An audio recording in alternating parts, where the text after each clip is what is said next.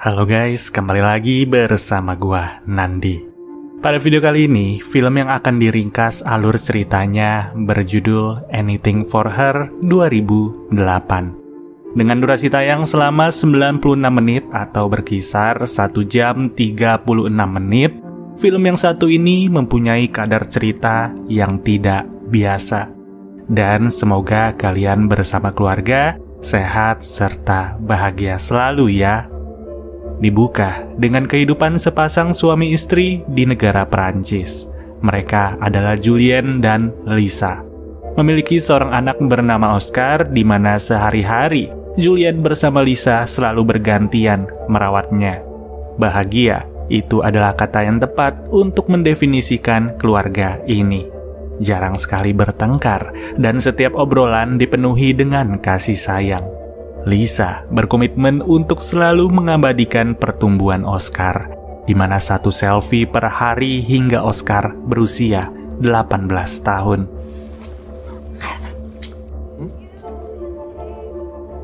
T'as pas appelé ton père pour son anniversaire. Rutinitas di pagi hari pun menguak suatu fakta, bahwa sebelum bekerja Lisa selalu memberi insulin kepada dirinya, dikarenakan ia mengidap diabetes akut. Bisa dibilang itulah satu-satunya kecemasan di dalam keluarga ini. Namun tak disangka, ada satu lagi yang tak biasa, yakni Lisa menemukan bercak merah di mantelnya. Saat dicuci, nampaknya itu adalah darah. Pada momen ini, tiba-tiba bel rumah mereka berbunyi, dan tak akan pernah dibayangkan sebelumnya bahwa ternyata yang datang adalah para polisi. Target penangkapan adalah Lisa. Lisa yang baru saja bingung kenapa ada bercak darah di mantelnya. Tapi para polisi nggak butuh kebingungan Lisa. Yang mereka pegang adalah bukti kuat untuk menangkap Lisa saat itu juga. Julien nggak bisa berbuat banyak di sini. Ia hanya bisa histeris ketika mantel Lisa dibawa tanpa alasan. Untuk sementara, Lisa sudah dinyatakan melakukan pembunuhan kepada seorang wanita.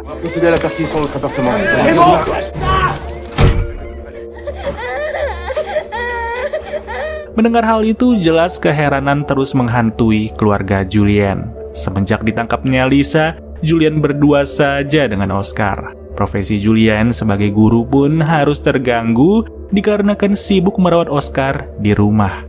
Sesekali mereka datang ke penjara untuk mengunjungi Lisa.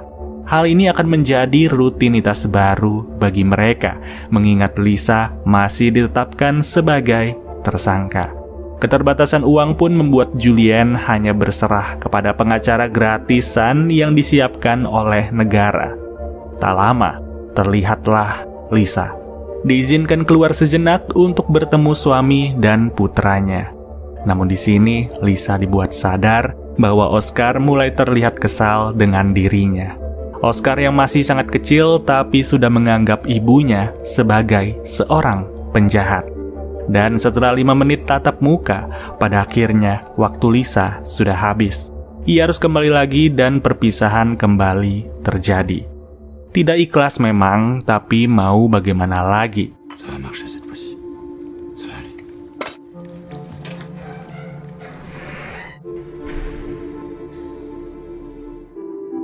Selepas berkunjung, menemani Oscar di taman adalah tugas Julien. Hal ini pun membuat seorang wanita salut kepadanya. Tapi Julien tetap cuek karena ia terus memikirkan Lisa. Ketika malam, Julien masih sibuk mengajak Oscar keluar. Kali ini mereka berkunjung ke rumah ayah dan ibu Julien. Pertemuan yang cukup haru karena kedatangan di malam ini tanpa kehadiran Lisa. Sepanjang itu pula, Julien semakin pucat dan pucat karena pikirannya semakin berat.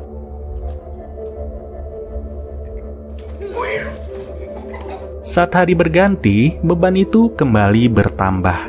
Pengacara yang disediakan negara tak mampu memberikan bukti kuat bahwa Lisa bukanlah pelaku. Hal ini membuat Julien mendapat kabar bahwa Lisa kalah dalam persidangan dan Lisa dihukum penjara selama 20 tahun. Dari situ datanglah Julien ke rumah ibu dan ayahnya. Kabar sedih yang membuat mereka tak bisa berbicara. Tak hanya dirasakan oleh ayah dan ibu Julien, tapi Lisa sendiri turut mendapat kabar itu. Lemas tak berkutik di dalam penjara ketika menyadari ia akan berada di sini 20 tahun ke depan. Setelahnya terlihat Lisa yang bertengkar dengan atasannya, yang kemudian terlihat bercak darah di mantelnya Lisa. Tapi ternyata Lisa memang tidak tahu asal bercak itu. Justru sang atasan telah dihabisi oleh orang lain dan orang itu kabur menabrak Lisa. Dari sanalah bercak darah menempel di mantel Lisa. Dan Lisa memegang alat pemadam yang tanpa ia ketahui digunakan untuk menghajar atasannya. Bahkan, Lisa tak melihat atasannya sudah terkapar di sebelah mobilnya dengan banyak darah. Miris memang, tanpa ada CCTV, Lisa pun menjadi korban salah tangkap. 2 hari kemudian, Julien mendapat kabar terkait kesehatan Lisa, yang ternyata karena pikiran, diabetes Lisa memburuk. Ia tidak ingin lagi menerima insulin dan hal ini benar-benar mencemaskan. Harus ada treatment khusus bagi Lisa, tapi sayang treatment itu tidak tersedia di penjaranya yang sekarang. Malam yang berat bagi Julien, tak henti-henti cobaan menghampirinya.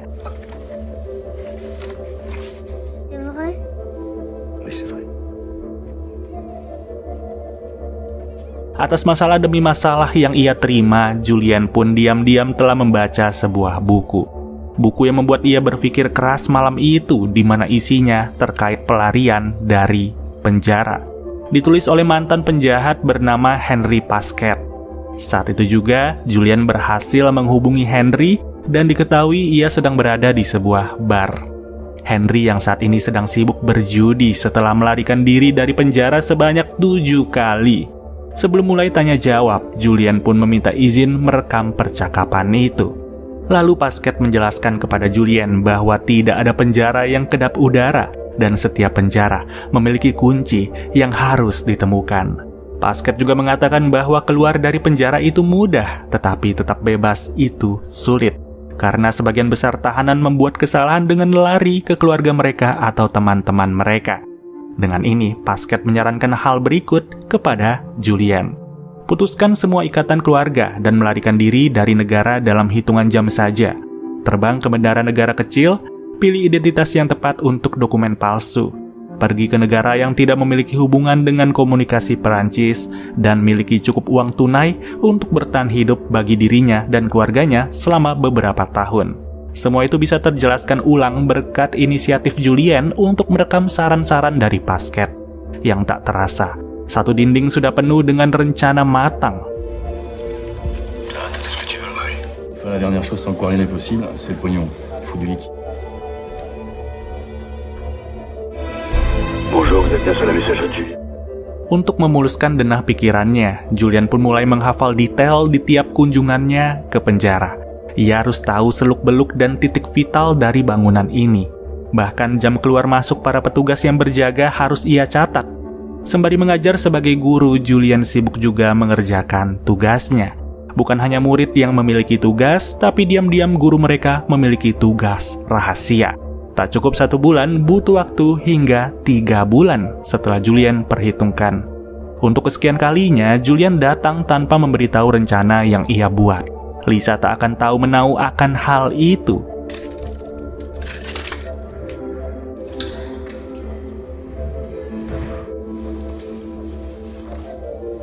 Dan ketika malam, Julien pun keluar untuk mencari angin. Ia membeli 3 bungkus rokok dari seorang pemuda, di mana setelahnya Julien bertanya apakah pemuda itu memiliki kenalan yang pandai memalsukan dokumen.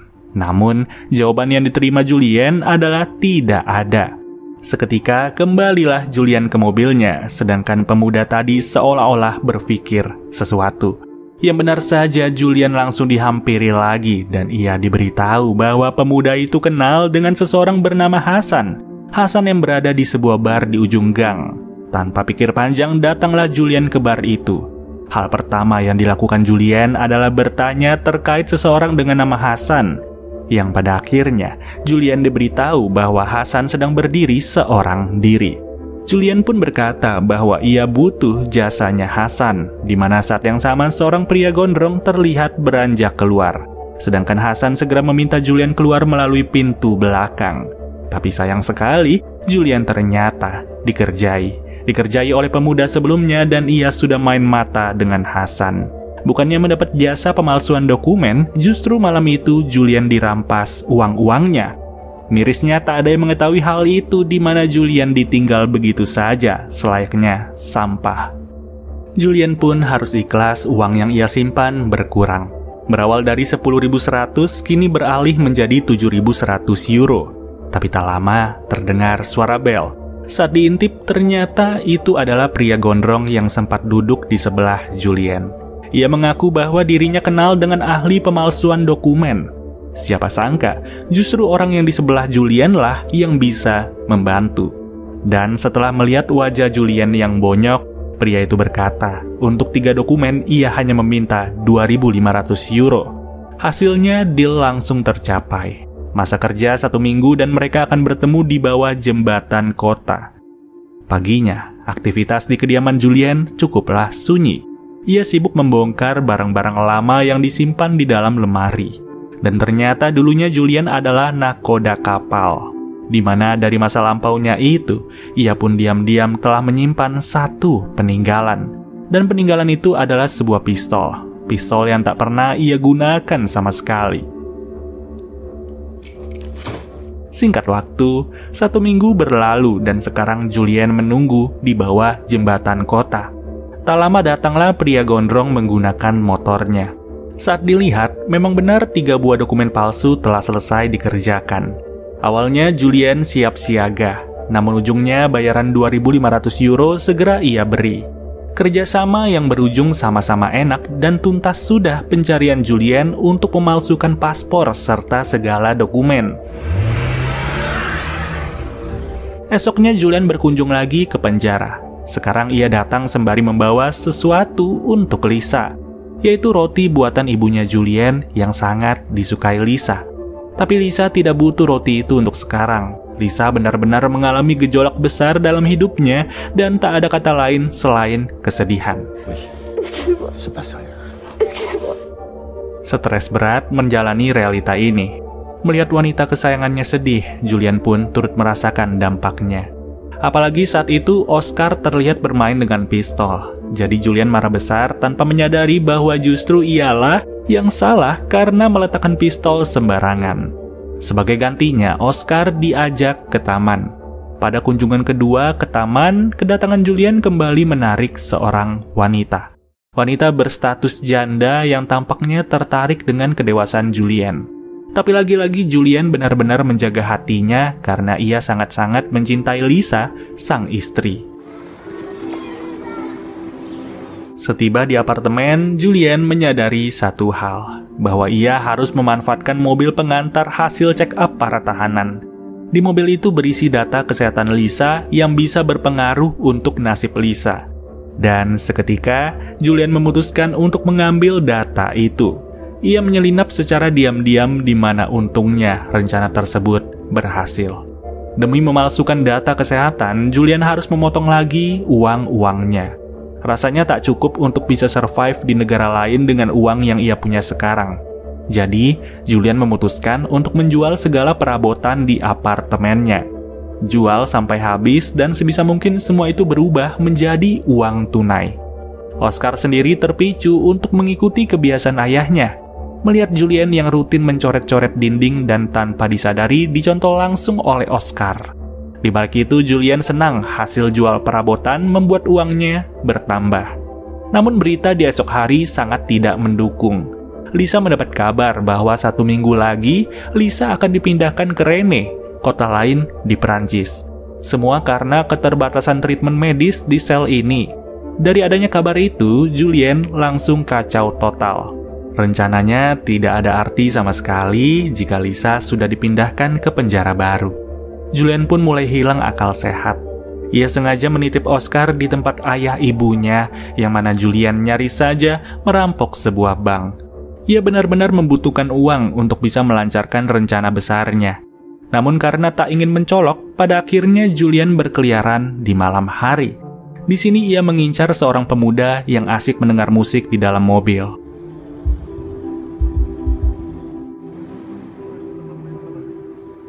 Tak butuh waktu lama, pemuda itu langsung diancam, dibawa kabur oleh Julien sembari diancam untuk menyerahkan semua uang. Julien tak ingin lagi main-main di sini. Pikirannya sudah ditutupi kabut, dan sekarang orang lain harus menjadi sasarannya. Tak cukup dengan uang yang diberi pemuda itu, Julien pun memaksa untuk dibawakan kepada orang yang lebih beruang. Sontak, diketahui bahwa Julien akan dibawa kepada seorang bandar narkoboy langganan pemuda itu. Dengan menjadikan pemuda tersebut sebagai pemancing, pada akhirnya muncullah sang bandar, muncul dengan anjingnya. Dan setelah anjing itu disimpan, barulah Julien memunculkan diri, mengancam dan meminta uang yang disimpan di rumah ini. Memang ini bukan jati diri Julien, tapi keadaan membuatnya terpaksa melakukan ini. Uang yang disimpan di kantong plastik pun berhasil ia raih. Namun Julien tak menyangka bandar itu sudah menyimpan senjata di balik meja. Serangan tiba-tiba membuat si pemuda tertembak, begitupun dengan Julien yang belum sadar sama sekali. Tapi hebatnya, sekali sadar, Julien hanya butuh 1 peluru saja untuk menewaskan bandar tersebut. Sementara si pemuda malang mengalami pendarahan luar biasa. Julien sendiri masih berbaik hati dan berniat menolong. Tapi semakin lama, Julien semakin sadar bahwa pemuda itu tak bisa selamat. Lalu, Julien pergi ke pom bensin terdekat untuk membilas badannya, berusaha menghilangkan jejak di mana Julien sangat sadar daerah ini minim CCTV. Dan ketika pagi, datang lagi Julien ke rumah ayah ibunya, datang untuk menjemput Oscar yang ia titip. Disitulah secara diam-diam ayahnya Julien membuka tas milik Julien. Sang ayah akhirnya sadar bahwa putranya telah membuat dokumen palsu untuk pindah ke negara El Salvador di benua Amerika Tengah, negara yang tak akan bisa dijamah oleh Perancis. Sekalinya sudah berada di sana, keberadaan Julien dan sekeluarga tak akan tersentuh. Tapi setelah mengetahui rencana Julien, sang ayah memutuskan untuk tetap diam. Pura-pura tidak tahu dan percaya saja keputusan Julien adalah keputusan yang terbaik. Ia paham anaknya sedang berada dalam kondisi sangat sulit dan mencoba mengerti adalah satu-satunya cara untuk membantu. Beberapa jam kemudian, para polisi sudah mendatangi TKP, menyadari bahwa ada 2 korban jiwa dalam satu kejadian, yaitu si bandar narkoboy dan juga seorang pria yang tergeletak di halte bus. Di apartemen, Julien sudah mendapat fax atas pemalsuan hasil rekapan kesehatan Lisa. Kesehatan Lisa dipalsukan seolah-olah sangat buruk agar ia segera dibawa ke rumah sakit terdekat. Setelahnya, segala tempelan kertas di dinding langsung dibuang oleh Julien. Julien segera pergi dari apartemen ini dan mereka tak akan kembali lagi. Sebelum mencari tempat tinggal berikutnya, Julien berencana menyelinap ke mobil pengantar hasil kesehatan. Dan sekejap rencananya berhasil. Barulah setelah itu ia mencari sebuah hotel yang sangat dekat dengan rumah sakit di sekitar penjara, menginap sejenak sembari bersembunyi dari sergapan polisi. Dan tanpa memberitahu Oscar, Julien tak akan tidur pada malam itu. Ia akan pergi secara diam-diam untuk melancarkan rencana terakhirnya. Rencana yang akan jauh lebih serius karena melibatkan para polisi. Di sisi lain, para polisi sudah mengklasifikasikan tersangka. Dari sidik jari, orang yang paling mereka curigai adalah suaminya Lisa, yang itu adalah Julien. Bagi mereka, mudah menangkap Julien, di mana saat itu juga mereka akan menuju ke apartemennya. Situasi yang berbeda. Tim medis dari para tahanan dibuat tercengang dengan hasil rekap kesehatan milik Lisa. Kondisi yang dinyatakan kritis dan saat itu si dokter berniat mengkonfirmasi ulang. Namun ternyata Julien sudah standby untuk memutuskan kabel telepon, di mana hasilnya niatan konfirmasi harus gagal. Pada akhirnya setelah mencoba berulang kali, dokter memutuskan untuk segera membawa Lisa ke rumah sakit terdekat. Para polisi pun telah tiba di apartemen Julien, dipertemukan dengan seorang OB di apartemen itu. Mereka awalnya ragu untuk masuk, tapi setelah menunggu lama, tak ada pilihan lain. Yang padahal Julien sedang menunggu kepergian Lisa. Lisa yang saat itu akan diantar ke rumah sakit sekitar.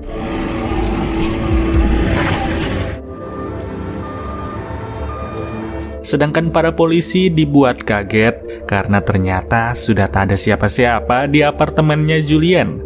Kosong melompong yang bahkan perabotan saja sudah tidak ada.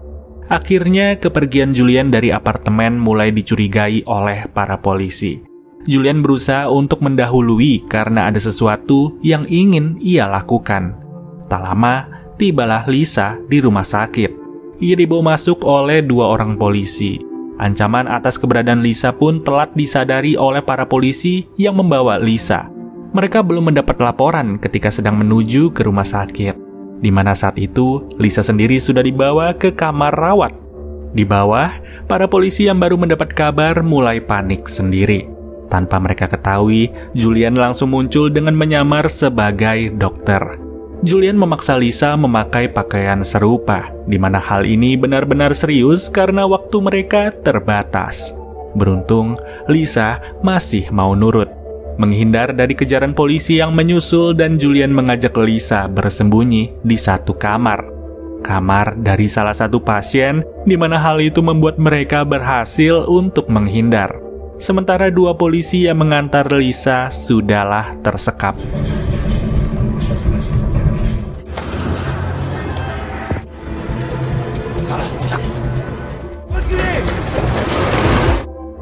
Di jalanan, Julian menyuruh Lisa untuk membuka ikat rambutnya. Mereka harus berhasil menghilangkan diri dari kejaran para polisi. Berkamuflase di dalam kerumunan orang-orang, semua polisi pun dibuat kebingungan tanpa henti. Hingga pada akhirnya, Julian dan Lisa benar-benar lepas dari kejaran polisi. Mereka sudah masuk ke dalam hotel yang ditempati oleh Julian. Setiba di kamar, Oscar terlihat sudah bangun. Hati Julian dan Lisa benar-benar terenyuh di sini. Waktu yang seharusnya digunakan untuk merawat Oscar justru terbuang karena kesialan Lisa. Benar-benar nasib tak ada yang tahu. Sekalinya sial, langsung menjadi korban salah tangkap. Kemudian Lisa langsung diberitahu rencana Julian berikutnya. Segera pergi dari negara ini dan mereka harus melakukan penerbangan. Para polisi sendiri sudah membuat pesan darurat untuk mencurigai sepasang suami istri yang membawa seorang anak, di mana berita itu tersebar ke tiap penjuru radio. Namun Julian tak kehilangan akal untuk mengelabui para polisi. Ia sekarang menumpang dengan sepasang suami istri dan selama perjalanan Julianlah yang menawarkan jasa untuk mengemudi. Terlihat pos penjagaan benar-benar ketat. 50 berbanding 50 peluang bagi Julian untuk bisa lolos. Semakin dekat, ia semakin berpikir terkait peluang itu. Dengan jarak sedekat itu, Julian dibuat mengerti apa itu rasa tegang. Beruntung, idenya untuk menumpang sangatlah efektif dan mobil yang ia bawa dibiarkan lewat. Sedangkan mobil di belakangnya dihentikan karena diisi oleh sepasang suami istri beserta 1 orang anak. Oscar yang tak tahu apa-apa terkait rencana ayahnya hanya bisa diam. Sesekali Lisa menemani serta menggendongnya. Dan usai menumpang, turunlah Julian beserta istri dan anaknya. Di sisi lain, sebagian polisi sedang mengobrak-ngabrik sampah-sampah yang dibuang Julian. Mereka tak menemukan tanda-tanda jelas kemana Julian akan pergi. Rumah ibu dan ayah dari Julian pun turut dihampiri. Tapi dengan penuh komitmen dan dedikasi, ayahnya Julian berhasil menutup mulut. Padahal sang anak sedang berusaha untuk pergi dari negara ini. Tantangan berikutnya bagi Julian dan Lisa adalah proses pengecekan dokumen. Mereka harus bertarung dengan waktu di posisi ini. Karena bukan tanpa alasan, pihak Interpol sedang berusaha untuk mengirim wajah-wajah tersangka yang telah di blacklist. Namun karena datanya belum masuk, jadinya proses verifikasi Lisa dan juga Julian berjalan aman. 3 dokumen palsu yang diusahakan Julian benar-benar berguna. Dan setelah mereka lolos, barulah fax dari Interpol mulai terkirim. Bahkan penjaga yang memverifikasinya harus ganti shift, yang itu berarti tak akan ada yang sadar bahwa Lisa dan Julian berhasil lewat. Sedikit lagi sepasang suami istri itu pergi dari negara ini. Bisa dilihat bagaimana rencana Julian 100% mulus berjalan. Pihak bandara pun berhasil dikadali dan sekarang saatnya untuk berpisah dengan negara Perancis. Singkat waktu, para polisi tak berhasil mendapati kejelasan kemana Julien dan Lisa pergi. Dan disinilah baru diketahui bahwa polisi Perancis tidak secanggih itu. CCTV benar-benar tidak berarti bagi mereka, sampai-sampai mereka harus kehilangan jejak. Julien dan Lisa yang saat ini sudah beranjak ke negara El Salvador, memulai hidup baru dan membangun keluarga harmonis di tempat yang baru. Diharapkan tak ada lagi kesialan serupa yang menimpa Lisa. Dan pengorbanan Julien untuk meninggalkan ayah ibunya ternyata setimpal. Lisa bersyukur sekali bisa diajak menghirup udara segar serta keluar dari tembok penjara yang siap menjaganya selama 20 tahun. Dan terima kasih untuk teman-teman yang sudah menonton video ini sampai habis. Dan kita bertemu lagi di video-video baru berikutnya. Sampai bertemu lagi, gua Nandi cabut dulu. Dadah.